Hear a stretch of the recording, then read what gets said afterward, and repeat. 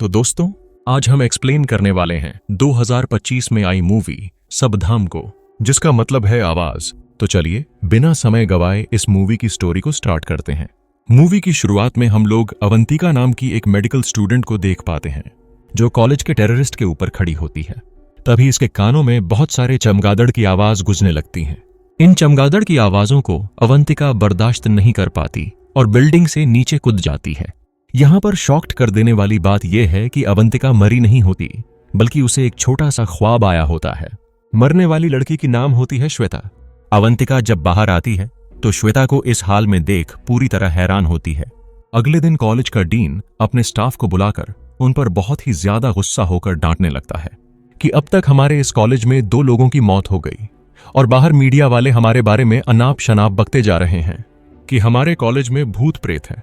एक टीचर कहती है कि हमें लगता है कि जो स्टूडेंट फेल हुए हैं ये अफवाह उन्हीं लोगों ने फैलाए हुए हैं। एक और टीचर कहता है कि हमें वक्त बर्बाद नहीं करना चाहिए, हमें तांत्रिक या फिर चर्च के फादर को बुलाकर यहां पर प्रे करवाना चाहिए। डीन कहता है कि अरे यार, तुम सब चुप रहो। अगर हम ऐसा कुछ करेंगे तो बाहर लोगों को यकीन हो जाएगा कि सच में हमारे कॉलेज के अंदर भूत प्रेत है, और उसी तरह हम पुलिस के पास भी नहीं जा सकते, नहीं तो हमारे कॉलेज की बदनामी होगी। अब एक और टीचर कहता है कि सर, हम एक पैरानॉर्मल इन्वेस्टिगेशन ऑफिसर को हायर करेंगे। इन लोगों को घोस्ट हंटर कहते हैं। जिस तरह पुलिस काम करती है उसी तरह यह लोग भूतों के रिलेटेड काम करते हैं। फिलहाल तो मैं मुंबई में एक ऐसे ऑफिसर को जानता हूं। डीन कहता है कि तुम जल्दी से उसे यहां बुलाओ। इसके बाद सीन शिफ्ट होता है मुंबई में, जहां पर हम लोग इस कहानी का लीड कैरेक्टर रूबिन वैद्यलिंगम को देख पाते हैं। यही पैरानॉर्मल इन्वेस्टिगेशन ऑफिसर होता है। फिलहाल रूबिन एक बच्ची के घर जाकर इन्वेस्टिगेशन कर रहा होता है। कुछ दिनों पहले इस बच्ची की मौत हो गई और उसके मौत के बाद इस घर में कुछ अजीब अजीब सी घटनाएं पेश आने लगी। तो इस बच्ची के माँ बाप रूबिन को बुलाकर इस केस को सॉल्व करने के लिए कहते हैं। रूबिन उस छोटी बच्ची की आत्मा से बात करने के बाद उसे कुछ बातें मालूम पड़ती हैं कि दरअसल में उस बच्ची की मरने के बाद इसके माँ बाप ने उस बच्ची की डॉल को घर से बाहर फेंक दी। इसका मतलब कि उस बच्ची के माँ बाप उसे भूलने लगे और यह वाकया उस बच्ची को पसंद नहीं आई। रूबिन कहता है आत्माओं के अंदर भी कुछ फीलिंग्स होती है, लेकिन वह कुछ अलग लेवल की फीलिंग होती है, उसे हम लोगों को समझना पड़ेगा। अब अगले दिन रूबिन मुन्नार पर आता है, क्योंकि वो मेडिकल कॉलेज मुन्नार पर ही मौजूद होती है। रूबिन कॉलेज के डीन से मुलाकात करके यही सवाल पूछता है कि सर, नॉर्मली कोई स्टूडेंट क्यों खुद को खत्म करता है। डीन कहता है कि इसके बहुत सारे रीजन हो सकते हैं। पढ़ाई का प्रेशर, घर का प्रेशर, एग्जाम में अच्छा नंबर ना आना, और वैसे भी हमारे कॉलेज में ऐसी घटनाएं कभी भी पेश नहीं आई। पहले तो एक लड़के की मौत और हाल ही में एक लड़की की मौत। बार बार इन सारे चीजों को मीडिया वाले भूत प्रेत का साया बता रहे हैं। मैं तो पुलिस के पास नहीं जा सकता क्योंकि मेरे चेयरमैन मुझे परमिशन नहीं दे रहे। आप इस केस को 10 दिनों के अंदर सॉल्व करके मुझे अपने तरफ से एक सर्टिफिकेट दे दीजिए। रूबिन कहता है कि सर, मुझे तो अपना काम करने दीजिए, उसके बाद ही मैं आपको अपनी तरफ से सर्टिफिकेट दूंगा। इसके बाद डीन अपने चेयरमैन के पास कॉल करके रूबिन के बारे में बताता है। अब बात करें इसके चेयरमैन की, तो वह फिलहाल लंदन में रहता है। डीन रूबिन को एक छोटा सा कमरा देता है जब तक केस न सॉल्व हो तब तक यहां रहने के लिए, और इसी तरह इस कॉलेज में एंथोनी नाम का एक शख्स काम करते रहता है। रूबिन एंथोनी को कहता है कि तुम भी मेरे साथ इस कमरे में रहो, मेरे इन्वेस्टिगेशन में तुम बहुत काम आने वाले हो। अब इसके बाद रूबिन श्वेता के क्लास पर जाकर उसके क्लासमेट से उसके बारे में कुछ बातें पूछने लगता है। मतलब कि श्वेता का नेचर कैसा था, वह कैसी लड़की थी। कुछ स्टूडेंट बताते हैं कि अरे सर, वह तो बहुत अच्छी लड़की थी, हंसमुख थी, हमेशा हम लोगों को हंसाते रहती थी, मगर पता नहीं मरने से 10 दिन पहले उसके अंदर हम लोगों ने कुछ बदलाव को नोटिस किया। छोटी सी छोटी बात को लेकर गुस्सा करती, झगड़ने लगती। जब रूबिन उसके बैठने वाले जगह पर जाकर देखता है तो वहां वो एक सिंबल बना रखी थी। इसके बाद रूबिन कैंटीन पर जाकर अवंतिका से मुलाकात करता है। पूछता है कि स्टूडेंट्स ने बताया कि आपने 3 दिनों से कोई क्लास नहीं ली। दरअसल अवंतिका एक छोटी सी डॉक्टर, एक लेक्चरर और एक स्टूडेंट भी होती है। अपनी थीसिस की प्रिपरेशन में अवंतिका बिजी होने की वजह से क्लास नहीं ले पाई। यहां रूबिन अवंतिका को मन ही मन पसंद करने लगता है, मगर अवंतिका इसे भाव तक नहीं देती। दरअसल अवंतिका को भूत प्रेत पर बिल्कुल भी यकीन नहीं होता, और उसी तरह रूबिन की काम को लेकर इसे डांटने लगती है कि यह भी कोई काम है। आप तो लोगों को बेवकूफ बनाकर धोखा देते हो जो दुनिया में एग्जिस्ट ही नहीं करती। इसके बाद रूबिन अपने दोस्त से बात करता है दरअसल इसके दोस्त का एक पैर फ्रैक्चर हो चुका होता है। वह रूबिन के साथ तो नहीं आया होता, लेकिन रूबिन कुछ डाटा वगैरह इसके पास भेजकर डिकोड करवाते रहता है। अब इसी शाम रूबिन यहाँ के इंस्पेक्टर से मिलने के लिए जाता है। यहाँ यह इंस्पेक्टर तो रूबिन के ऊपर ही गुस्सा होने लगता है। कहता है कि पहले ढोंगी बाबाओं के रूप में लोगों को धोखा देते थे और वही काम तुम हो मॉडर्न वे में करके लोगों को तुम धोखा दे रहे हो। रूबिन भी इस इंस्पेक्टर के ऊपर गुस्सा होकर बोलता है कि जो केसेस आप लोग नहीं सॉल्व कर पाते उन केसेस को हम लोग सॉल्व करते हैं। इंस्पेक्टर कहता है तो ठीक है, क्या तुम विक्टिम की आत्मा से बात करके असली कातिल का पता कर सकते हो? हाल ही में एक लड़की के साथ गलत हुआ, क्या तुम उसकी आत्मा से बात करके उन दरिंदों के बारे में मालूम कर सकते हो? रूबिन कहता है कि सर, असली भूत तो वो दरिंदे हैं जिन्होंने एक लड़की के ऊपर अत्याचार करके उसे मार दिया, और आप एक इंसान होकर दूसरे इंसान को नहीं पकड़ सकते। फिलहाल तो मुझे मुकेश और श्वेता की केस की डिटेल्स चाहिए, मुझे उसकी फाइल दे दीजिए। इस तरह से वह पोस्टमार्टम रिपोर्ट वगैरह सब कुछ चेक करने लगता है। इसके बाद रूबिन एंथोनी से मुलाकात करके मोर्चरी रूम पर जाता है मुकेश और श्वेता की डेथ बॉडी को देखने के लिए। रूबिन कहता है कि अब तक इन दोनों की डेथ बॉडी को इनके माता पिता अब तक क्यों नहीं ले गए। एंथोनी कहता है कि सर, हमने अब तक इनके माँ बाप को ही नहीं बताया क्योंकि हमें इन दोनों के मरने की वजह ही नहीं मालूम।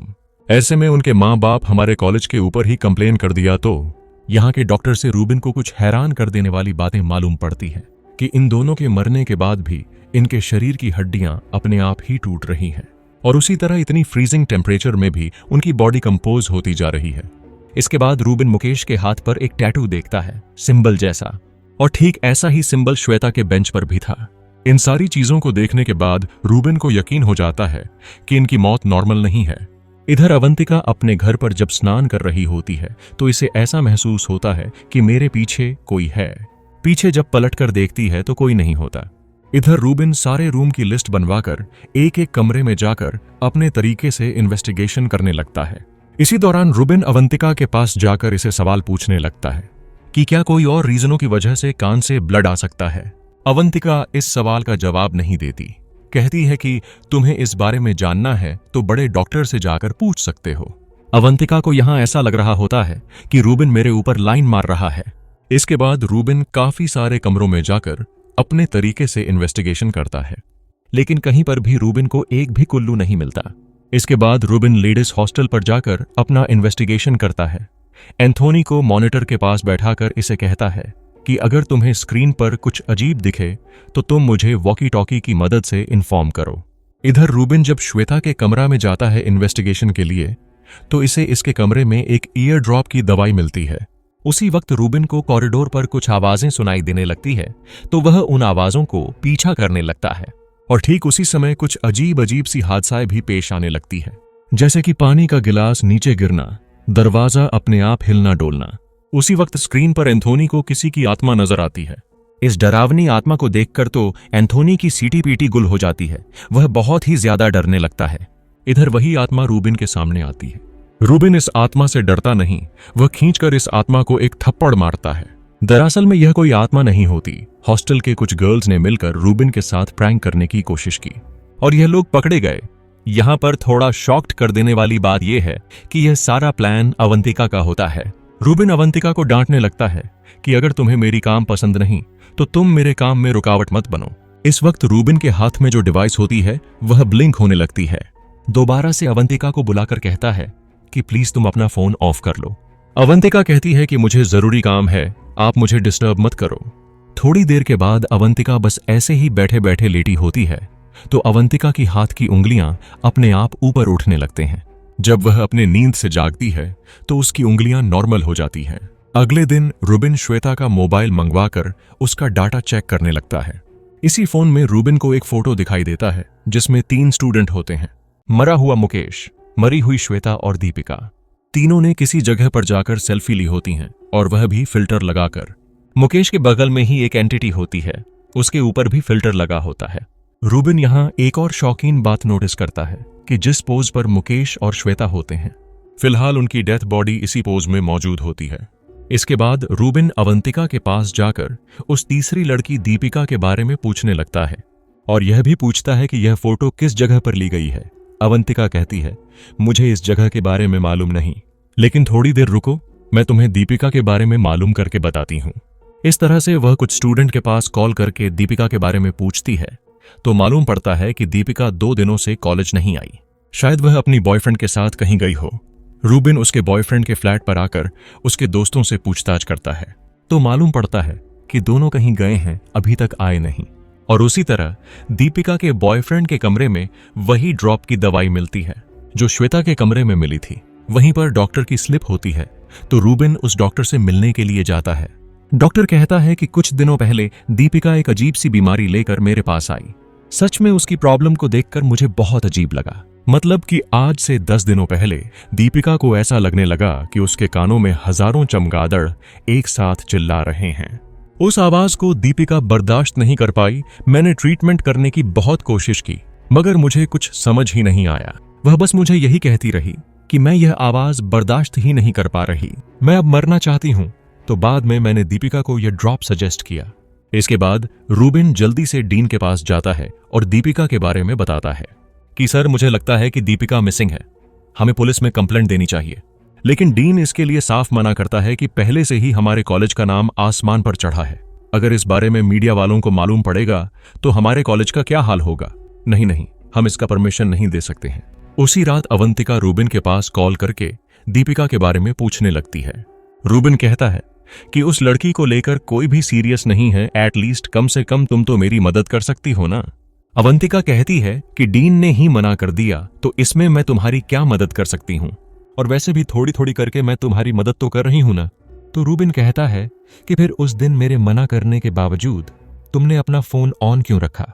अवंतिका कहती है कि अरे मैं तो ऐसे ही बोल दिया था, लेकिन कमरे में अंदर जाने के बाद मैंने अपना फोन स्विच ऑफ कर लिया था।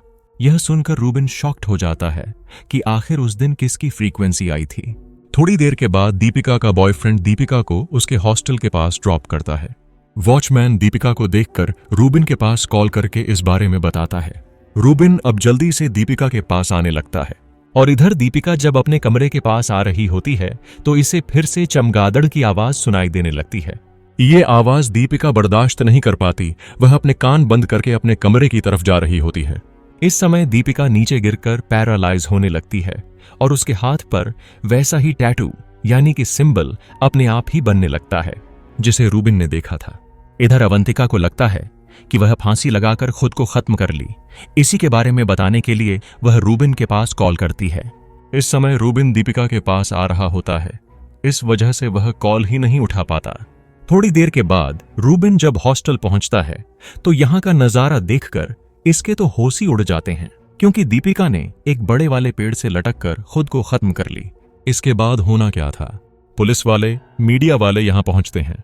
बॉडी को जब नीचे उतारा जाता है तो रूबिन ऑब्जर्व करता है कि दीपिका के हाथ थोड़ा मुड़ चुके हैं और उसी तरह इसके भी हाथ पर वो वाला सिंबल है। उसी वक्त यहां पर बड़े वाले लाइब्रेरी से चर्च की घंटी की आवाज सुनाई देती है। एंथोनी से जब इसके बारे में पूछता है तो एंथोनी बताता है कि यही हमारे कॉलेज की पुरानी लाइब्रेरी है। हमारे कॉलेज में 2 लाइब्रेरी है। जब रूबिन इस लाइब्रेरी में जाता है तो सूरज की रोशनी से इसे एक राउंड विंडो की शैडो नजर आती है और यह शैडो हूबहू उसी सिंबल से मिलता जुलता है जो अभी थोड़ी देर पहले रूबिन ने दीपिका के हाथ पर देखा था। इसके बाद रूबिन इस लाइब्रेरी के वॉचमैन से पूछताछ करता है तो यह शख्स कुछ सच्चाइयां बताता है कि दरअसल आधी रात को सीनियर स्टूडेंट सब यहां आते हैं शराब वगैरह पीने के लिए, बदले में मुझे थोड़े बहुत पैसे भी देते हैं। 4 हफ्ते पहले यह 3 स्टूडेंट यहां पर आए थे, वही मुकेश, श्वेता, दीपिका। थोड़ा सिगरेट शराब पीने के बाद यहां से तीनों चले गए। इन तीनों की वो फोटो यहीं पर ली गई थी। रूबिन अवंतिका का फोटो दिखाकर वॉचमैन से पूछता है कि क्या यह लड़की भी यहां पर आती जाती रहती है। वॉचमैन कहता है कि हाँ सर, यह लड़की भी यहां पर हमेशा आती जाती रहती है। दूसरी तरफ अवंतिका अपनी थीसिस की प्रेजेंटेशन देती रहती है। इसी दौरान इसे उन तीनों स्टूडेंट की मौत याद आती है, लेकिन अवंतिका किसी भी तरह करके अपना प्रेजेंटेशन खत्म करके रूबिन से मिलने के लिए आती है।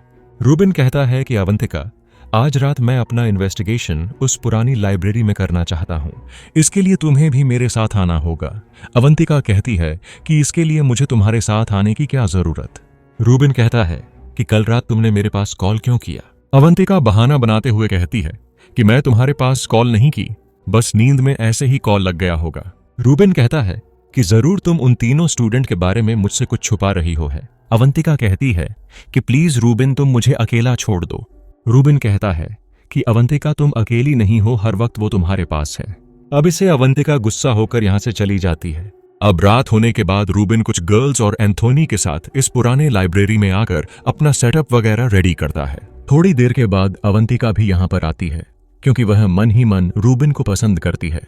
रूबिन अवंतिका को सामने वाले सीट पर बैठाकर इसके माथे पर 2 वायर चिपकाकर उसी तरह इसके हाथों को हथकड़ी पहनाने लगता है। अवंतिका रूबिन से इन सब के बारे में पूछती है तो रूबिन कहता है कि प्लीज अवंतिका तुम थोड़ा कॉर्पोरेट करो, थोड़ी देर के बाद तुम्हें खुद समझ आ जाएगा।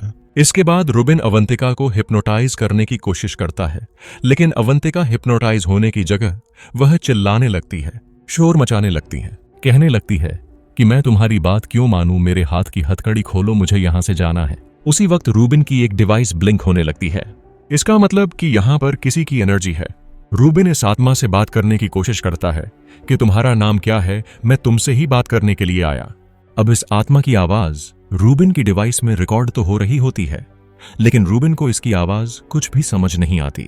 रूबिन कहता है ठीक है, तुम अपना जवाब बस हाँ या ना में दो। हाँ मतलब एक बीप, ना मतलब 2 बीप। अब सवाल पूछने के बाद इसकी डिवाइस अजीब अजीब सी बीप करने लगती है। एक डिवाइस एक बार बीप करता है तो दूसरा डिवाइस 3 बार बीप करता है, तीसरा डिवाइस 4 बार। शॉकिंगली लाइब्रेरी के सारे डिवाइस ब्लिंकिंग करने लगते हैं। तभी रूबिन को मालूम पड़ता है कि इस लाइब्रेरी में 1 या 2 आत्मा नहीं है, बल्कि बहुत सारे आत्माएं हैं। तभी रूबिन अपने स्पेशल कैमरे में देखता है कि एक छोटी बच्ची अवंतिका के पास आ रही है।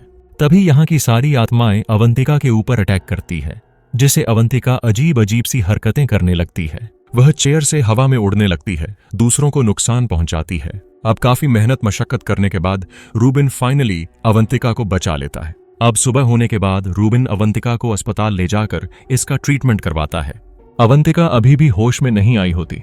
इधर डीन रूबिन को बुलाकर इसे कहते हैं कि अब तक कॉलेज में जितने भी सारी घटनाएं पेश आईं वह सब अवंतिका की वजह से हुई, क्योंकि अवंतिका पोजेस है।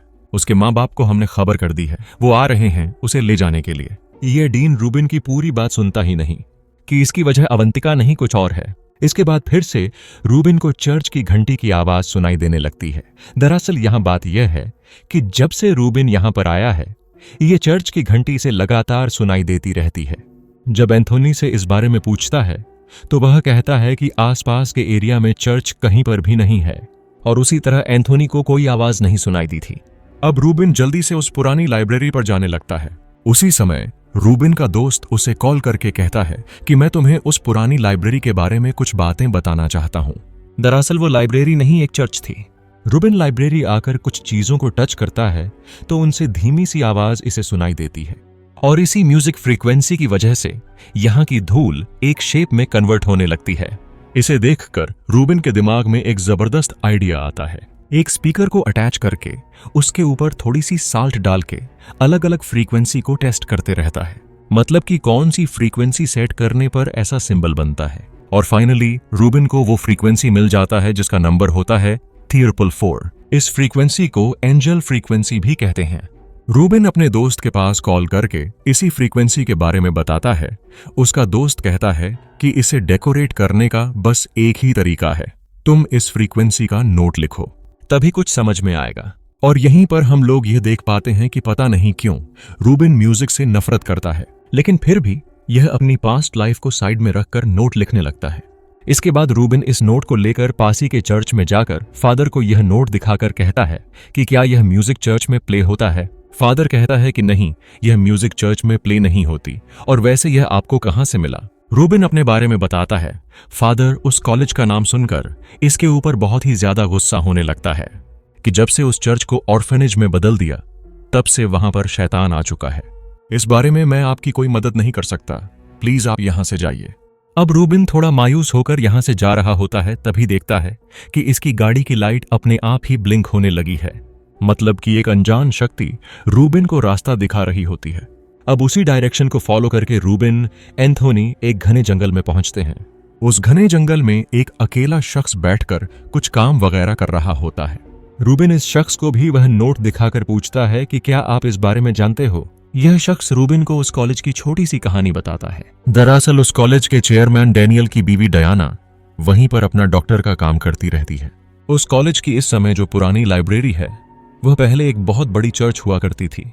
डयाना चेयरमैन की बीवी होने के बावजूद भी वह हर संडे उस चर्च पर आकर अपने पसंदीदा म्यूजिक को प्ले करते रहती है। एक दिन डयाना को इसी चर्च में एक बच्चा मिला, मतलब कि बच्चा को पैदा करने के बाद इस बच्चे को इसी चर्च में छोड़कर चले गए। शॉकिंगली यह बच्चा हैंडीकैप होता है। इस बच्चे को देखकर डयाना सोच लेती है कि मैं ऐसे ही बच्चे की मैं मां बनूंगी। तो डयाना इस चर्च को एक ऑर्फनेज में बदल देती है। हर रोज डयाना अपनी कीमती टाइम निकालकर इस ऑर्थोनेज पर आकर इन अपाहिज बच्चों की बहुत सेवा करती है। यह बच्चे भी डयाना को अपनी मां मानते हैं। एक दिन डयाना ने यह सोची कि वह बच्चों के अंदर एक हलचल सी पैदा करेगी। इसके लिए डयाना म्यूजिक का सहारा लिया, मतलब कि म्यूजिक थेरेपी। वही म्यूजिक का नोट रूबिन के पास होता है। अब इसी म्यूजिक की वजह से उन बच्चों में काफी सारे बदलाव आने लगते हैं। लेकिन यह खुशी ज्यादा दिनों तक चल नहीं पाई। उस वक्त क्लारा की बीमारी फैलने की वजह से वहां के बच्चे मरने लगे।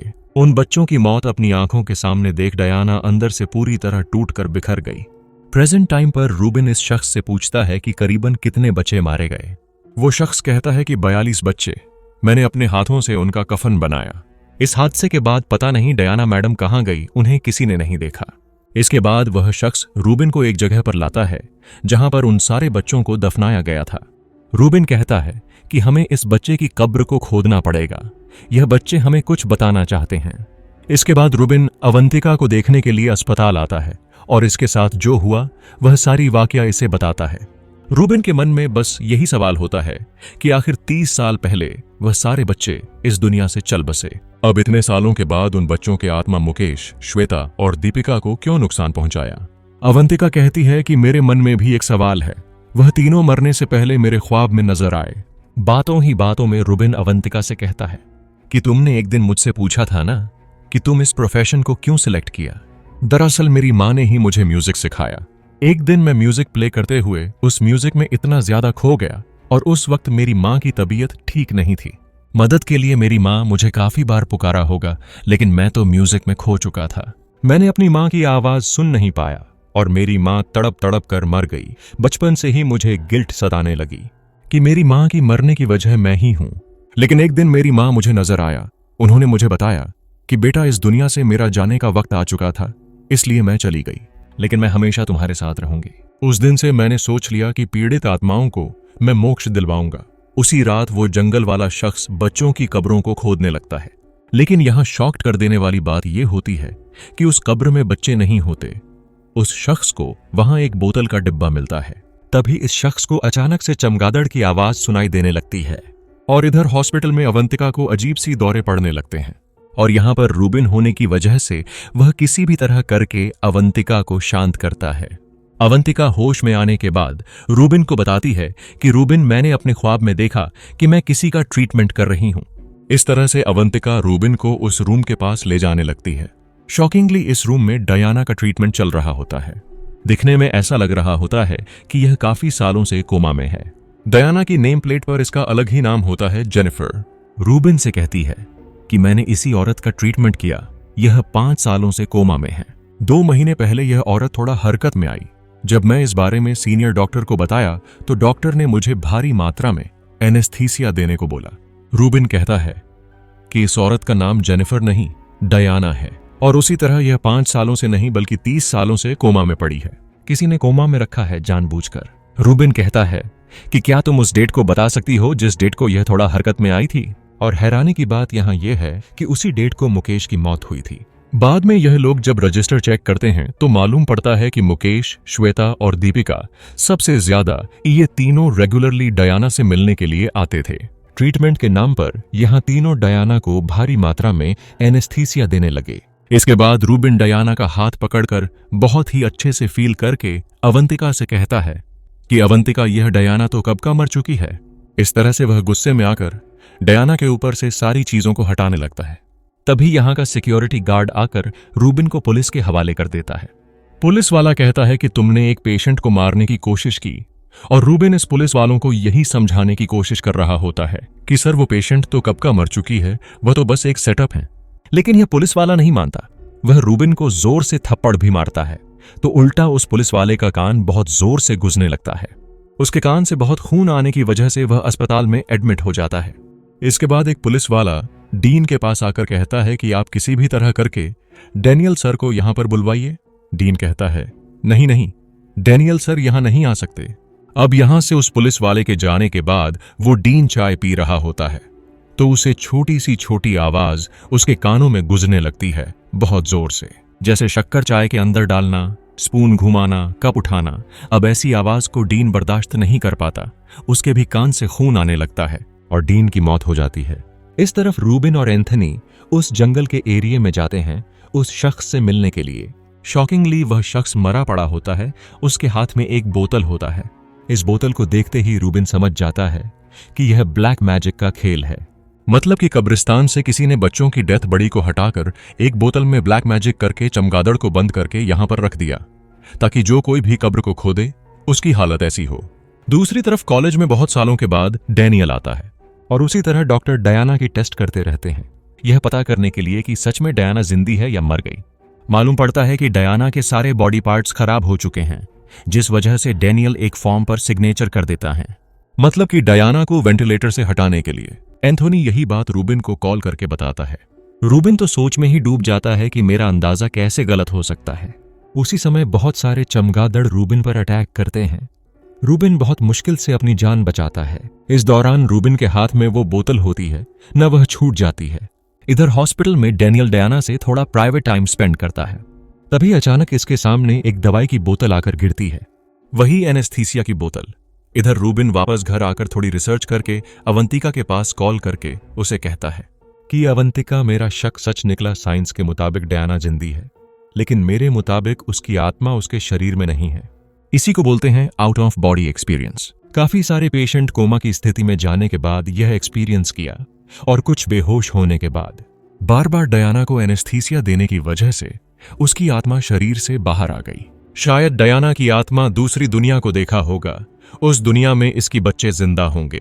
अवंतिका, अब हमारे पास सिर्फ 2 घंटे बचे हुए हैं। 2 घंटे के बाद डायना का वेंटिलेटर उसके बॉडी से निकाल दिया जाएगा। उसके बाद डायना की आत्मा उसके शरीर में प्रवेश नहीं कर पाएगी।